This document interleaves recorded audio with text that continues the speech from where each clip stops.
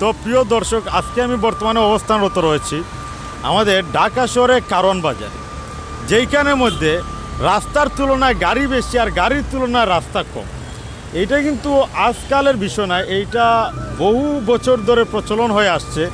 আমাদের ঢাকা শহরে জ্যামের যে একটা বিষয় আমরা প্রত্যেকেই অবগত আছি।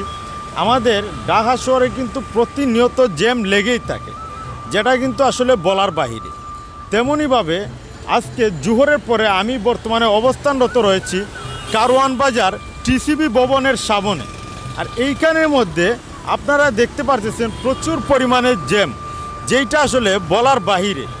আর এইটার কারণই হচ্ছে দেখুন, নতুন নতুন ওভার ব্রিজের যে কাজগুলো, এইগুলো প্রত্যেকটা কাজ কিন্তু কমপ্লিট হয় নাই, যার কারণে অতিরিক্ত পরিমাণে জ্যাম লেগেই থাকে।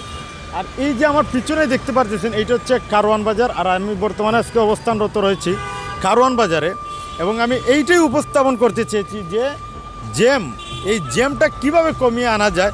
আমরা যারা নতুন দায়িত্বে আসবেন বা নতুন কোনো যে সরকার গঠন হন বা যারাই এমপি পদে আসেন, যারাই যে আসনে জয়ী হন, আমার একটাই অনুরোধ, জ্যামের দিকে নজর দিবেন। ভিডিওটা ভালো লাগলে শেয়ার করে দেবেন। ধন্যবাদ। আসসালামু আলাইকুম।